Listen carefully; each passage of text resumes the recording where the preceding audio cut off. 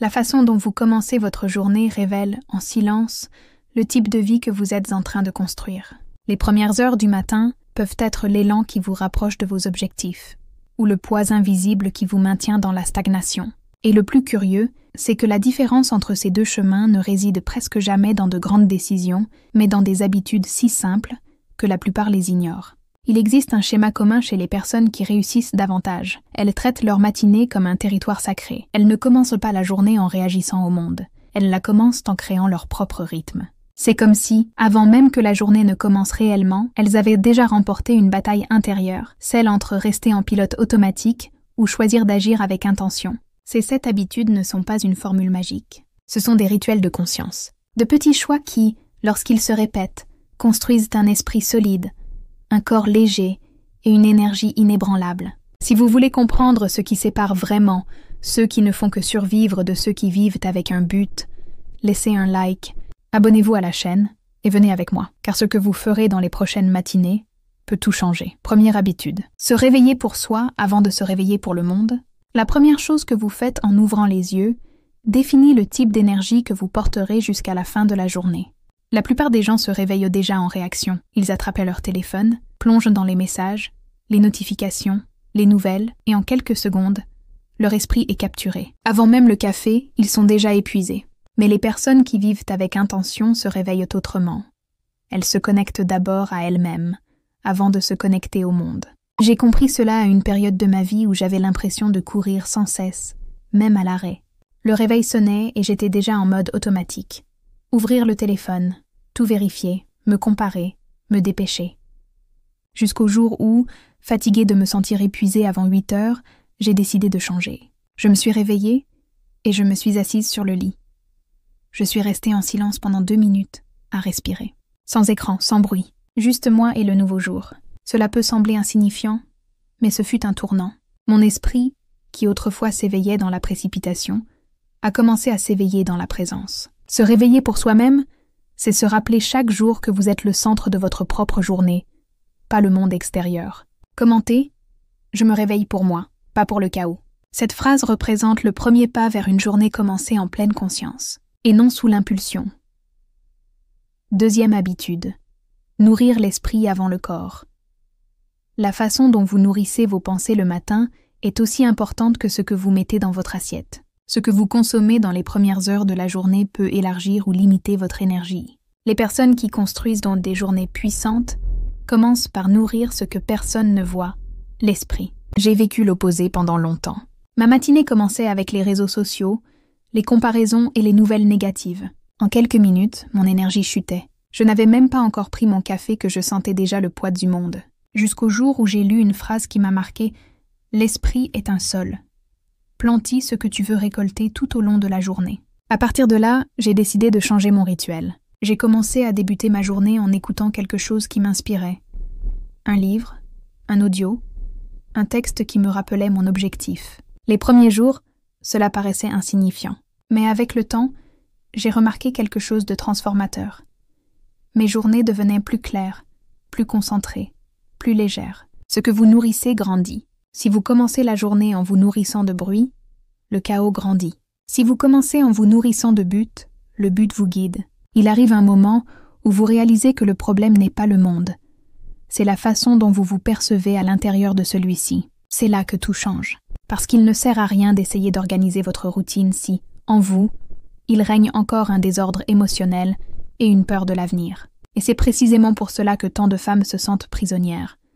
Non pas par manque d'argent, mais parce qu'elles ne savent pas comment se connecter à leur propre pouvoir de créer la sécurité. C'est pour cela que j'ai créé le Code de la richesse, un guide simple, direct et transformateur qui change complètement la façon dont vous vous reliez à l'argent et à vous-même. Il vous apprend à construire une stabilité émotionnelle et financière afin de vivre avec légèreté, liberté et la tranquillité de savoir que votre vie est entre vos mains. Si vous voulez transformer votre réalité et commencer à vivre avec une véritable sécurité, le lien pour accéder à le Code de la richesse se trouve dans le premier commentaire épinglé. 3e. Habitude. Bougez le corps pour éveiller l'âme. Vous n'avez pas besoin de courir un marathon à 6 heures du matin pour transformer votre journée, mais vous devez bouger. Le corps est le premier langage de l'esprit. Quand il s'éveille, L'énergie recommence à circuler, et ce qui semblait lourd se met à couler. Les femmes qui ont appris à maîtriser leur matinée ont compris que le mouvement est bien plus qu'un exercice. C'est un rituel de présence. J'ai découvert cela à une période où je me sentais constamment sans énergie. Je me réveillais fatiguée, sans entrain, et la journée entière semblait s'étirer. Je pensais avoir besoin de café, mais ce que mon corps réclamait, c'était du mouvement. Alors, un jour, j'ai décidé de changer. Je me suis levée et j'ai fait quelque chose de simple. 10 minutes d'étirement, en écoutant une musique qui me faisait du bien. Au début, mon corps me faisait mal. Ensuite, c'était comme si mon âme s'éveillait avec lui. Ces 10 minutes sont devenues l'un de mes moments les plus sacrés. Non pas pour l'exercice en soi, mais pour la sensation de me dire « Je suis vivante et je suis là ». Bouger son corps le matin, c'est se rappeler que l'on a du pouvoir sur son état. C'est le premier « oui » de la journée, et il change tout. Commenter. J'éveille mon corps pour allumer mon âme. Cette phrase représente le type de présence qui transforme un simple début en un nouveau rythme de vie. 4e. Habitude. Créer le silence avant le bruit du monde.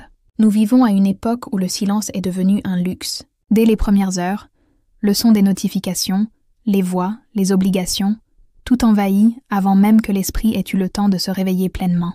Mais les personnes qui cultivent des journées puissantes font le contraire. Elles créent un petit espace de calme avant que le monde ne commence à crier.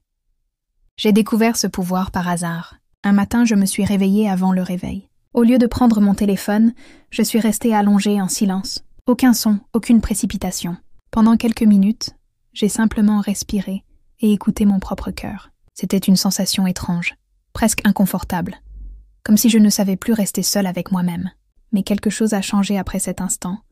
La journée, qui d'ordinaire commençait dans la précipitation, a commencé dans la légèreté. Mon esprit semblait avoir de l'espace. Et dans cet espace, la clarté est venue. Le silence du matin est le moment où vous vous écoutez avant d'être influencé. C'est là que vous décidez ce que vous allez porter et ce que vous allez laisser partir. Les femmes qui maîtrisent leur matinée ne sont pas pressées de commencer la journée. Elles s'alignent d'abord avec elles-mêmes. Commenter « Je me choisis avant de choisir le monde ». Cette phrase symbolise le début d'une nouvelle discipline, celle d'écouter sa propre voix avant toute autre. 5e habitude. Choisir ses pensées avant qu'elles ne vous choisissent. L'esprit se réveille désordonné. C'est naturel. Pensées aléatoires, souvenirs, inquiétudes. Et si vous ne dirigez pas ce que vous pensez, ce sont elles qui prennent le contrôle. Les personnes qui maîtrisent leur matinée comprennent que la première conversation du jour doit être avec elles-mêmes. Car, au fond, ce que vous pensez quand la journée commence détermine la façon dont elle se terminera. Je m'en suis rendu compte en observant mes matinées. Je me réveillais et, en quelques secondes, ma tête disait déjà « Aujourd'hui sera difficile, tu es en retard, tu n'auras pas le temps ». C'étaient des phrases automatiques et je ne réalisais pas à quel point elles façonnaient mon humeur. Alors j'ai décidé de changer le scénario. Avant de sortir du lit, j'ai commencé à choisir consciemment 3 pensées. Des choses simples comme « je suis capable »,« je mérite la légèreté ». Aujourd'hui, j'avance avec calme. Au début, cela semblait artificiel, puis c'est devenu naturel et transformateur. C'était comme si je choisissais l'énergie qui allait me guider tout au long de la journée. Vous ne pouvez pas tout contrôler, mais vous pouvez choisir la lentille à travers laquelle vous regarderez. Les femmes fortes apprennent à diriger leur esprit, non à être dirigées par lui. Commentez. Je choisis mes pensées avec intention. Cette phrase est un rappel quotidien. La journée ne commence vraiment que lorsque vous décidez qui dirigera votre esprit. 6e habitude. Faire quelque chose qui te rappelle qui tu veux être. Chaque matin est une occasion de réaffirmer la personne que tu es en train de devenir. Mais, dans la précipitation, il est facile de se perdre dans l'urgence et d'oublier l'essentiel. Les personnes qui construisent des journées fortes le comprennent. Elles commencent la journée en faisant quelque chose, petit, mais symbolique, qui les relie à la version d'elles-mêmes qu'elles cultivent. J'ai découvert cette habitude à une période de confusion, quand il me semblait vivre en mode survie. Je me réveillais, je travaillais, je réglais des choses, je dormais et je recommençais. Un cycle sans âme, jusqu'au jour où j'ai réalisé que je ne savais même plus ce qui m'inspirait. Alors j'ai créé un petit rituel. Chaque jour, avant de commencer mes tâches, je faisais quelque chose qui me rappelait la femme que je voulais devenir. Parfois, écrire une phrase, allumer une bougie, lire une page d'un livre. de petits gestes, mais pleins d'intention. Avec le temps, j'ai compris que ces actions ne transformaient pas seulement ma matinée, elles transformaient mon identité. Parce qu'être forte, ce n'est pas se réveiller parfaite, c'est se réveiller présente. C'est se rappeler qui tu es, avant que le monde ne te dise qui tu dois être. Commente. Je choisis de me rappeler qui je suis. Cette phrase symbolise le pouvoir de s'éveiller en conscience. L'habitude qui transforme les journées ordinaires en journées pleines d'âme. 7e habitude. Remercier avant que la journée ne commence. La gratitude est la lentille qui change tout. Lorsque tu commences la journée en reconnaissant ce que tu as déjà, ce qui te manque perd son pouvoir de te dominer. Les personnes qui cultivent la gratitude dès le réveil ne nient pas leur douleur, mais choisissent de ne pas s'y noyer. C'est un geste silencieux, presque sacré. Se rappeler que, malgré tout, il existe encore des raisons d'avancer. J'ai appris cela dans l'un des moments les plus difficiles de ma vie. Tout semblait hors de place, et je me sentais vide. Un jour, par impulsion, j'ai écrit 3 choses pour lesquelles je me sentais encore reconnaissante. C'étaient de petites choses. Un café chaud, le soleil entrant par la fenêtre, le fait d'être en vie. Au début, cela paraissait peu, mais en le répétant pendant des semaines, j'ai remarqué que mon esprit commençait à changer. Soudain, ce qui était routine devenait privilège. Ce qui était lourd devenait apprentissage. La gratitude ne change pas ce qui arrive. Elle change la manière dont tu traverses. Elle te place dans un état d'abondance avant même que la journée ne commence. Commente. Je choisis de commencer avec gratitude.